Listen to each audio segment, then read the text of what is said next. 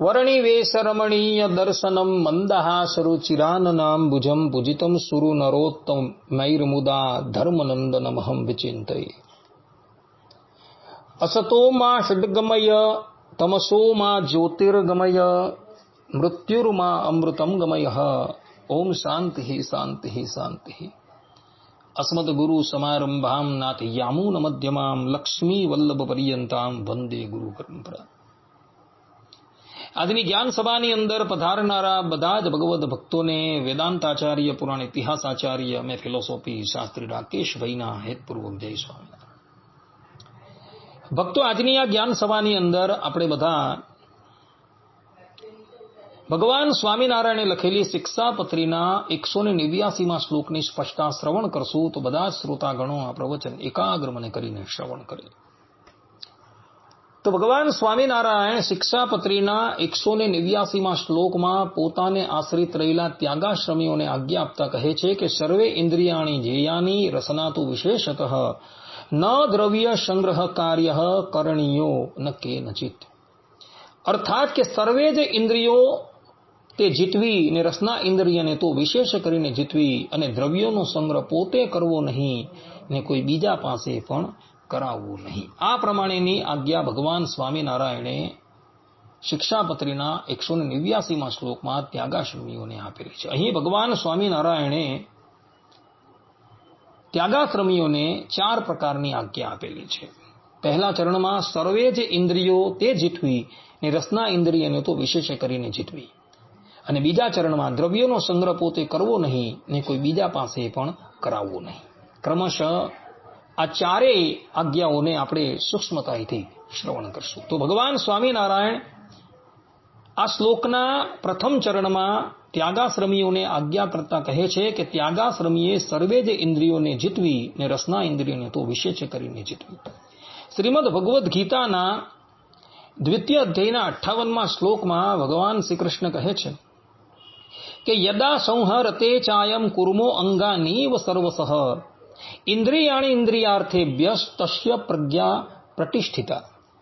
અર્થાત કે જેમ કાજવો પોતાના અંગોને ચારેય બાજુથી સંકેલી લે છે, તેમ જ્યારે આ સાધક પુરુષ માયિક પંચ વિષયોથી પોતાની ઇન્દ્રિયોને પાછી ખેંચી લે છે ત્યારે તેની બુદ્ધિ સ્થિર થઈ જાય છે। કહેવાનું તાત્પર્ય એ છે કે કામ ક્રોધના જય માટે પ્રવર્તેલા સાધુઓએ સ્તોત્રાદિ સર્વે ઇન્દ્રિયો અવશ્ય જીતવાની છે। અર્થાત કે તેના વિષયો થકી તે ઇન્દ્રિયોને પાછી વાળવાની। જેમ કાચબો જે કોઈ થકી પણ શબ્દ માત્રને ઉપસાંભળતા જ એકદમ સર્વ અંગોને સંકેલેલી છે, તેમ તે અર્થની સન્નિધિ માત્ર થતા તે ઇન્દ્રિયોનો એકદમ તે થકી ઉપસંહાર કરી લેવાનો છે। જો એક પણ ઇન્દ્રિયો વિષયમાં પ્રસરે તો કામની ઉપશાંતિ ક્યારેય પણ થાય નહીં અને જ્ઞાન નિષ્ઠાની સિદ્ધિ પણ ક્યારેય થાય નહીં। આ સંબંધમાં મનુ મહારાજ કહે છે કે ઇન્દ્રિયાણામ તુ સર્વેષામ યદ્યેકમ ક્ષરતિ ઇન્દ્રિયમ તેનાશ્ય ક્ષરતિ પ્રજ્ઞા ધ્રતે પાદા દીવોકમ। અર્થાત કે જેમ મશકના છેડામાંથી જળ વહી જાય છે, તેમ બધી ઇન્દ્રિયોમાંથી એક પણ છૂટી વહેતી હોય તો તે દ્વારા મનુષ્યનું જ્ઞાન પણ વહી જાય છે। કોઈક વ્યક્તિ એવું કહે કે બધી ઇન્દ્રિયો જીતવી તો મુશ્કેલ છે, તો ઇન્દ્રિયો કેવી રીતના જીતાય? તો એવા વ્યક્તિને કહેવાનું કે ઇન્દ્રિયો એકદમ ન જીતાય, ઇન્દ્રિયો ધીરે ધીરે કરીને જીતાય છે। અને એક રસના ઇન્દ્રિય જો જીતી લેવામાં આવે ને તો બધી જ ઇન્દ્રિયો આપોઆપ જીતાઈ જાય છે। આ સંબંધમાં બુદ્ધ ભગવાનના એક શિષ્યનું તથા સ્વામિનારાયણ સંપ્રદાયના એક સાધુ સિદ્ધાનંદ સ્વામીના જીવનનો એક પ્રસંગ અવલોકન કરવા યોગ્ય છે। સર્વપ્રથમ આપણે બુદ્ધના એક ભિક્ષુકનો પ્રસંગ અવલોકન કરશું। તો એક સમયની વાત હતી, એક બૌદ્ધ ભિક્ષુક ભિક્ષા માંગતો મથુરાની ગલીમાં ફરી રહ્યો હતો અને તે એક એવા સ્થાન પર આવ્યો કે જ્યાં ભારત વર્ષની સર્વશ્રેષ્ઠ વેશ્યા જેનું નામ હતું વાસવદત્તા રહેતી હતી. બૌદ્ધ ભિક્ષુક ત્યાંથી પસાર થયો અને તે સમયે ઝરૂખામાં ઉભેલી વાસવદત્તાની દ્રષ્ટિ આ ભિક્ષુક પર પડી. ભિક્ષુકના મુખ પર અલૌકિક તેજ હતું અને એનું રૂપ જોઈને વાસવદત્તા એના પર મોહિત થઈ ગઈ અને એ પોતાના ઘરમાંથી બહાર આવી ભિક્ષુની પાસે પ્રણયની યાચના કરવા લાગી.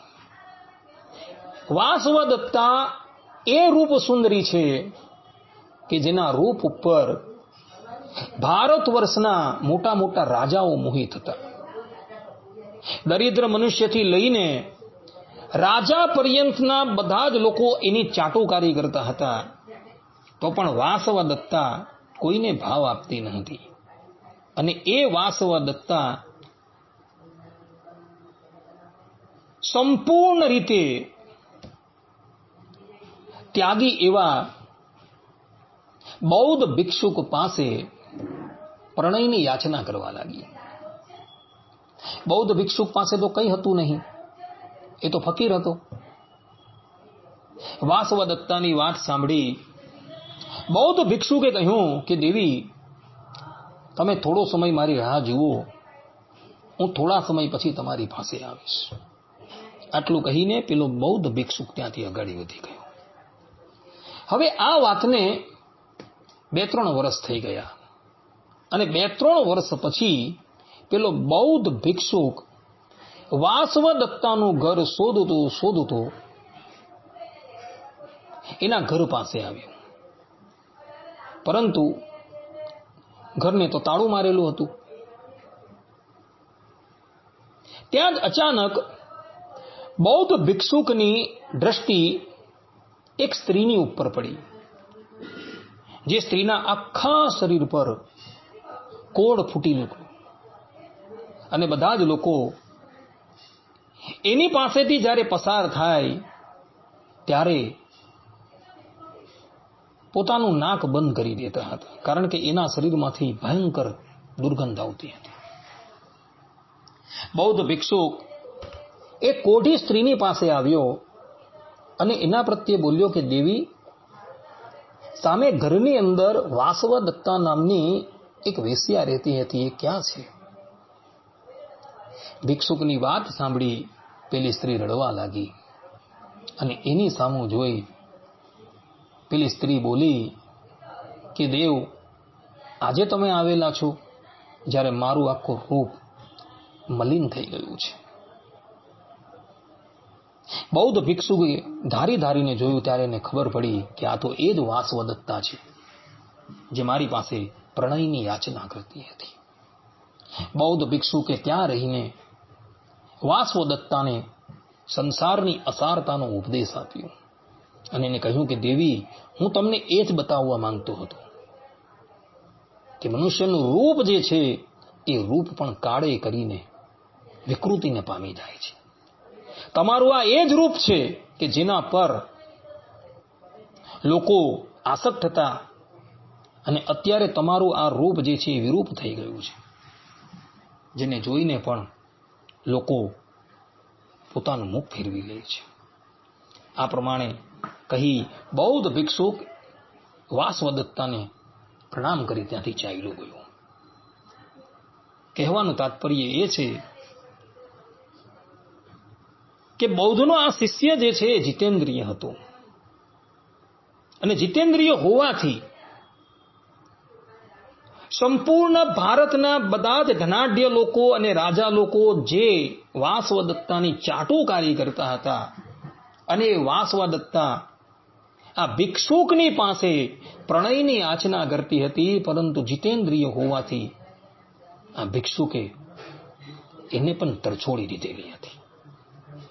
માટે જે ત્યાગાશ્રમીએ પરબ્રહ્મ પરમાત્માના સુખનો અનુભવ કરેલો છે અને જે જીતેન્દ્રિય છે અને ક્યારેય પણ વિષય બંધનમાં બાંધી શકતા નથી. મનુ મહારાજે જે પ્રમાણે કહ્યું છે તે પ્રમાણે મસકના છેડામાંથી જળ વહી જાય છે તેમ બધી ઇન્દ્રિયોમાંથી એક પણ છૂટી વહેતી હોય તો તે દ્વારા મનુષ્યનું જ્ઞાન પણ વહી જાય છે. અને એટલે માટે ભગવાન સ્વામિનારાયણે અહીં સ્પષ્ટ રૂપે કહ્યું છે કે સર્વે ઇન્દ્રિયાણી જેયાની, અર્થાત કે સર્વે જે ઇન્દ્રિયોને જીતવી. અને ભગવાન સ્વામિનારાયણ અગાડી કહે છે કે રસના તું વિશેષત, અર્થાત કે રસના ઇન્દ્રિયને તું વિશેષ કરીને જીતવી. કહેવાનું તાત્પર્ય એ છે કે કેવલ એક ઇન્દ્રિય અર્થાત કે રસના ઇન્દ્રિય જો જીતી લેવામાં આવે ને તો બધી જ ઇન્દ્રિયો જીતાઈ જાય છે. ભગવાન શ્રી કૃષ્ણ શ્રીમદ ભાગવતમાં કહે છે જીતમ સર્વે જીતે રશે, અર્થાત કે જે પણ કોઈક મનુષ્ય એક રસના ઇન્દ્રિયને જીતી લઈને તો એની બધી જ ઇન્દ્રિયો જીતાઈ જાય છે. અને જો રસના ઇન્દ્રિયો જીતાય નથી ને તો એની કોઈ ઇન્દ્રિયો જીતાતી નથી. આ સંબંધમાં સ્વામિનારાયણ સંપ્રદાયના એક મહાન સાધુ સિદ્ધાનંદ સ્વામીના જીવનનો એક પ્રસંગ અવલોકન કરવા યોગ્ય છે. સિદ્ધાનંદ સ્વામી ભગવાન શ્રી હરિની કૃપાથી સમાધિનિષ્ઠ થયા હતા અને ભૂતલ પર મંડળ લઈને એ ગામો ગામ વિચરણ કરતા હતા. હવે સિદ્ધાનંદ સ્વામીની સ્થિતિ એવી થઈ ગઈ હતી કે જ્યારે એ સમાધિની અંદર જાય ને ત્યારે કોઈ ફેરી 4 દિવસ, કોઈ ફેરી 5 દિવસ ને કોઈ વખત તો મહિના પર્યંત સમાધિમાં રહે. અને એને લઈને એમના મંડળના જે સાધુઓ હતા એને સ્વામી સાથે ત્યાં જ રોકાઈ જવું પડે. બધા જ સંતો સ્વામીની આ ક્રિયાથી ઉદ્વેગ પામી ગયા હતા. એટલે એક દિવસ બધા જ સંતો સદગુરુ ગોપાળાનંદ સ્વામીની પાસે આવ્યા અને સ્વામી પ્રત્યે બોલ્યા કે સ્વામી, અમે સિદ્ધાનંદ સ્વામીની સાથે જ્યારે મંડળ લઈને વિચરણ કરવા માટે જઈએ છીએ ત્યારે સ્વામીની સ્થિતિ એવી છે કે એક વખતે સમાધિની અંદર જાય ને તો મહિના પર્યંત સમાધિમાં રહે છે, સમાધિમાંથી નીકળતા નથી. અને એને લઈને અમારે બધાએ એક જ સ્થાન પર રોકાઈ જવું પડે છે. તો અમે શું કરીએ? ત્યારે સ્વામીએ કહ્યું કે તમે ચિંતા ન કરો. સ્વામી તો યોગી હતા એટલે સહજ રીતે એવો સમાધિમાં ગયા અને સમાધિમાં જઈ એઓએ યોગાનંદ સિદ્ધાનંદ સ્વામીના શરીરમાં પ્રવેશ કર્યો અને પ્રવેશ કરીને જોયું કે સિદ્ધાનંદ સ્વામીને શેમાં આસક્તિ છે? શબ્દોમાં, સ્પર્શમાં, રૂપમાં, રસમાં કે ગંધમાં? સ્વામીએ જોયું કે સિદ્ધાનંદ સ્વામીને શબ્દમાં આસક્તિ નથી, સ્પર્શમાં આસક્તિ નથી, રૂપમાં આસક્તિ નથી, ગંધમાં આસક્તિ નથી, પરંતુ એક રસની અંદર જરાક આસક્તિ છે. એટલે સ્વામીએ એમના મંડળના સાધુઓને કહ્યું કે આજથી તમો તમારા ગુરુ સિદ્ધાનંદ સ્વામીને વિવિધ પ્રકારના પકવાનો જમાડવા માંડો. સ્વામીએ જ્યારે આ પ્રમાણે કહ્યું એટલે મંડળના સંતોએ તે પછી સિદ્ધાનંદ સ્વામીને વિવિધ પ્રકારના પકવાનો જમાડવાનો પ્રારંભ કર્યો. સ્વામીને થોડી આસક્તિ તો હતી જ. એટલે પકવાનો જમતા જમતા સ્વામીની સમાધિ ધીરે ધીરે ઓછી થતી ગઈ. પહેલા મહિના પર્યંત સ્વામી સમાધિમાં રહેતા હતા, પરંતુ જે દિવસથી સારા સારા પકવાનો જમવાનો પ્રારંભ કરેલો છે તે દિવસથી કોઈક દિવસ 15 દિવસ, કોઈ દિવસ 14 દિવસ, કોઈ વખત 10 દિવસ, કોઈ વખત 5 દિવસ, કોઈ વખત 3 દિવસ, કોઈ વખત 2 દિવસ, કોઈ વખત 1 દિવસ, એમ કરતા કરતા કરતા જે સિદ્ધાનંદ સ્વામી સમાધિની અંદર મહિનો રહેતા હતા એની સમાધિ પછી 1 કલાકની થઈ ગઈ. કારણ કે એમની એક ઇન્દ્રિય જે છે એ જીતાયેલી ન હતી. રસના ઇન્દ્રિય જીતાયેલી ન હતી, એમાં થોડી આસક્તિ હતી, અને એને લઈને જ્યારે એમના શિષ્યો એમને વિવિધ પ્રકારની સામગ્રીઓ જમાડવા માંડ્યા, એટલે સ્વામીની સમાધિ પણ ઓછી થતી ગઈ અને અંતે જાતા કેવલ 1 કલાકની સમાધિ રહી ગઈ. ત્યારબાદ ગોપાળાનંદ સ્વામીએ એમના શિષ્યોને કહ્યું કે ભાઈ હવે બસ કરો, નહીં તો 1 કલાકની સમાધિ પણ જતી રહેશે. વિચાર કરો. સિદ્ધાનંદ સ્વામી નિત્ય 1 કલાકની સમાધિની અંદર જ રહેવા લાગ્યા. જે સ્વામી મહિનો સમાધિમાં રહેતા હતા, એ વિવિધ પ્રકારના પકવાન આરોગવાથી કેવલ 1 જ કલાકની સમાધિ પર આવી ગયા હતા. અને એટલે માટે ભગવાન સ્વામિનારાયણે અહીં ત્યાગાશ્રમીઓને વિશેષ આજ્ઞા કરેલી છે કે રસના તો વિશેષતઃ, અર્થાત કે રસના ઇન્દ્રિયને તો વિશેષ કરીને જીતવી. ભગવાન શ્રી કૃષ્ણ પણ શ્રીમદ ભાગવતના એકાદશ સ્કંદના 16મા અધ્યાયના 42મા શ્લોકમાં ઉદ્ધવજીને ઉદ્દેશીને કહે છે કે વાચમ યચ્છ મનો યચ્છ પ્રાણમ યચ્છેન્દ્રિયાણિ ચ આત્મનમાત્મના યચ્છ ન ભૂયઃ કલ્પસેદ વને. અર્થાત કે વાણી, મન, પ્રાણો અને બીજી ઇન્દ્રિયો બધાને વશ કરવા, સદવિચારોથી બુદ્ધિને વશ રાખવી. જો આ રીતે જીતેન્દ્રિય થઈ જવાય તો આ સંસારરૂપ કુમાર્ગમાં ભટકણ મટી જાય. કહેવાનું તાત્પર્ય એ છે કે જે પણ કોઈક મનુષ્ય જીતેન્દ્રિય થઈ ગયો એનો સંસાર નિવૃત્ત થઈ જાય છે. શ્રીમદ ભાગવતના એકાદશ સ્કંદના 18મા અધ્યાયના 42મા શ્લોકમાં પણ ભગવાન શ્રી કૃષ્ણ કહે છે કે બંધ ઇન્દ્રિય વિક્ષેપો મોક્ષ એશાન ચ સંયમઃ. અર્થાત કે માયિક પંચ વિષયમાં અનિયમિત ઇન્દ્રિયોનું દોડવું તે જ બંધન છે, અને તે ઇન્દ્રિયોનો જે સંયમ તે જ મોક્ષ છે. પોતાની ઇન્દ્રિયોને માયિક વિષયમાં પ્રવૃત્ત કરવી એ જ મનુષ્યને માટે બંધન છે, અને વિષયો થકી નિવૃત્તિ એ જ મોક્ષ છે.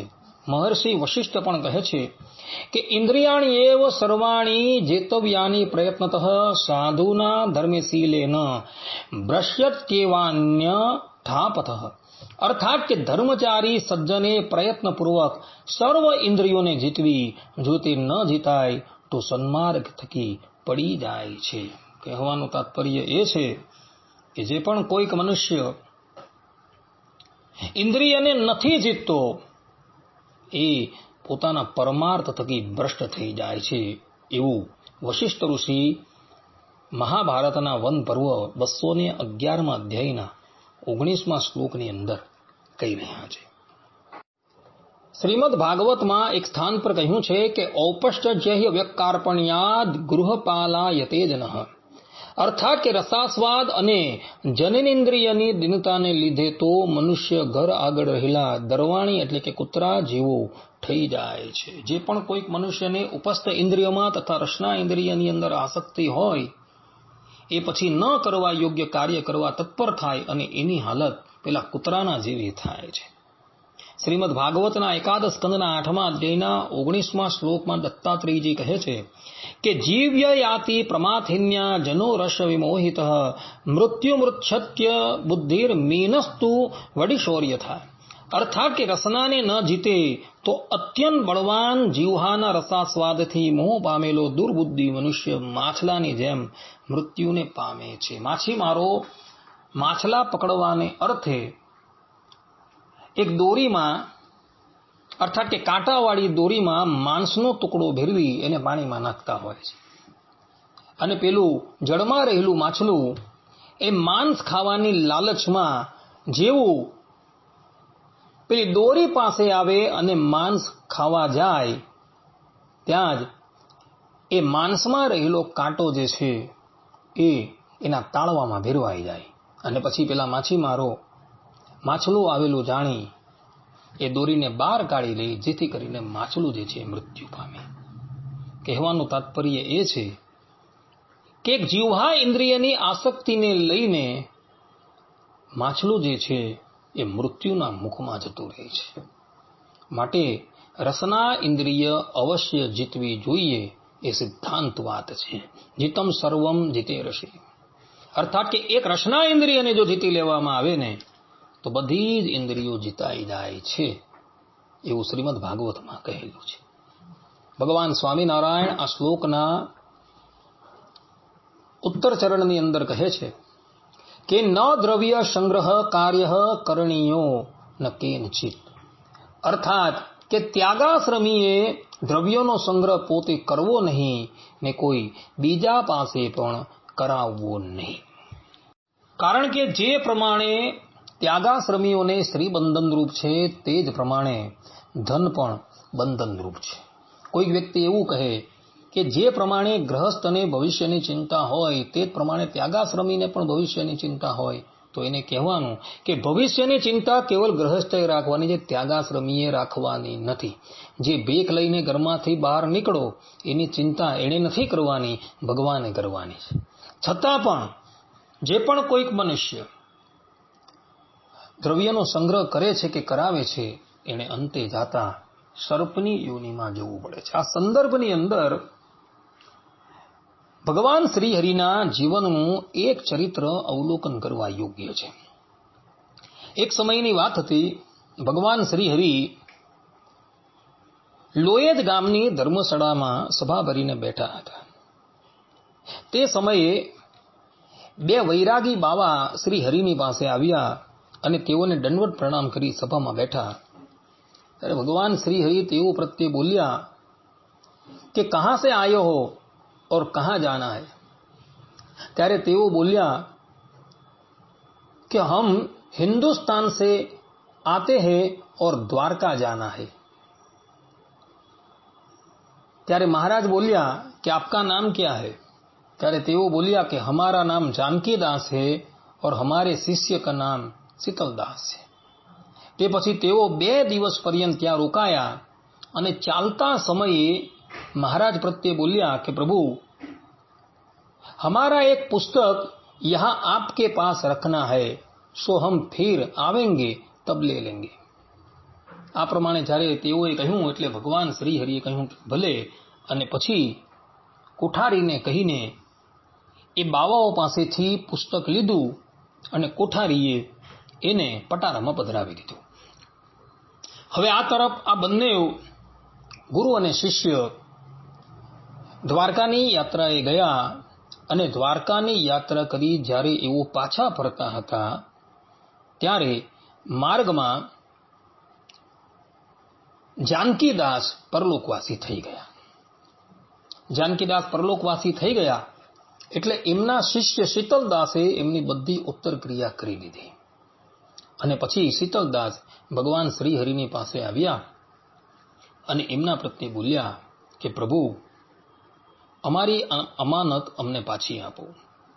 અમારા ગુરુ તો પરલોકવાસી થઈ ગયા છે એટલે એમની અંતિમ નિશાની આપ અમને પરત કરો. આ પ્રમાણે જ્યારે પેલા શીતલદાસે કહ્યું ને એટલે ભગવાન શ્રી હરિએ કોઠારીને કહ્યું કે આમની વસ્તુ એમને પરત કરી દો. એટલે કોઠારી અંદર ગયા ને પટારો ખોલી પેલું પુસ્તક હતું એ પુસ્તક લઈને બહાર આવ્યા અને શીતલદાસના હાથમાં એ પુસ્તક મૂક્યું. શીતલદાસજીએ એ પુસ્તક ખોલીને જોયું તો એની અંદર એક ચાંદીની ડબ્બી હતી. શીતલદાસને ખબર નથી કે પુસ્તકની અંદર ચાંદીની ડબ્બી છે. એ તો આશ્ચર્યચકિત થઈ ગયો. એણે પેલી ડબ્બી લીધી અને એને ખોલી તો એની અંદર એક રૂપિયો હતો અને રૂપિયાની ઉપર એક નાનું સર્પનું બચ્ચું જે છે એ રૂપિયાને વળગીને બેઠેલું હતું. શીતલદાસજી તો આ દ્રશ્ય જોઈને આશ્ચર્ય થઈ ગયું. એ ભગવાન શ્રી હરિ પ્રત્યે બોલ્યો કે પ્રભુ આ ડબ્બી તો ખાલી હોય તો આની અંદર આ કણો કેવી રીતના આવી ગયો? ભગવાન શ્રી હરિ બોલ્યા કે આ કણો જે છે ને એ તારા ગુરુ છે. તારા ગુરુ જ્યારે એમનો અંત સમય આવ્યો ને ત્યારે એમને આ પુસ્તકમાં રહેલી આ ડબ્બી અને ડબ્બીમાં રહેલો રૂપિયો યાદ આવેલો. અને જેને અંતકાળે દ્રવ્ય યાદ આવે છે ને એ સર્પની યોની અંદર જાય છે અને તારો ગુરુ આ સર્પ થયો છે. ભગવાન શ્રીહરિની વાત સાંભળી શીતલદાસજી ભગવાન શ્રીહરિના ચરણમાં પડી ગયો અને એમના પ્રત્યે બોલ્યો કે પ્રભુ મારા ગુરુનો ઉદ્ધાર કરો. ભગવાન શ્રીહરિએ પોતાની પ્રસાદીનું જળ લીધું અને એ કણા પર છાંટ્યું ને ત્યાં જ પેલો કણો જે છે એ મૃત્યુ પામ્યો અને કણાનો આત્મા જે છે એ ગોલોકધામમાં જતો રહ્યો. આ પ્રમાણે ભક્તો ત્યાગી થઈને ધન રાખે અથવા તો ધન રખાવે તો અંતે જાતા એણે પણ સર્પની યોનિમાં જવું પડે છે. આવા હરિચરિત્ર ચિંતામણી ભાગ 1 વાર્તા 133 ની અંદર લખાયેલી છે. માટે ત્યાગાશ્રમીએ તો ક્યારેય પણ ધન રાખવાનું નથી. જીવન મુક્તિ વિવેકની અંદર કહ્યું છે કે પતત યશો ધ્રુવમ ભિક્ષુર યસ્ય ભિક્ષોર દ્વયમ ભવેત ધી પૂર્વો રેત ઉત્સર્ગો દ્રવ્ય સંગ્રહ એવ ચ. અર્થાત કે જે ભિક્ષુ જાણી જોઈને વીર્યપાત અને ધન સંગ્રહ આ બે કરે છે ને તો તે મોક્ષ માર્ગથી પતિત થઈ જાય છે. ત્યાગી મહાત્માએ ક્યારેય પણ ધન સંગ્રહ કરવાનું નથી. જો એ જાણી જોઈને વીર્યપાત કરે અને ધનનો સંગ્રહ કરે તો એ પોતાના માર્ગ પરથી અર્થાત કે મોક્ષ માર્ગ પરથી ભ્રષ્ટ થઈ જાય છે. માટે ત્યાગાશ્રમીએ ક્યારેય પણ ધન સંગ્રહ કરવાનું નથી. એ પ્રમાણેની શાસ્ત્રોકારોની આજ્ઞા છે. આ પ્રમાણે ભક્તો અહીં ભગવાન સ્વામિનારાયણે લખેલી શિક્ષાપત્રીના 189મા શ્લોકની ચર્ચા આપણે પૂર્ણ કરીએ છીએ અને સાથે સાથે આ પ્રવચનને પણ હું અહીં વિરામ આપું છું. સર્વે સંતુ નિરામયઃ સર્વે સુખીનો ભવંતુ સર્વદ્રાણી પશ્યંતુ મા કશ્ચિદ દુઃખ ભાગ ભવેત અસ્તુ. જય સ્વામિનારાયણ.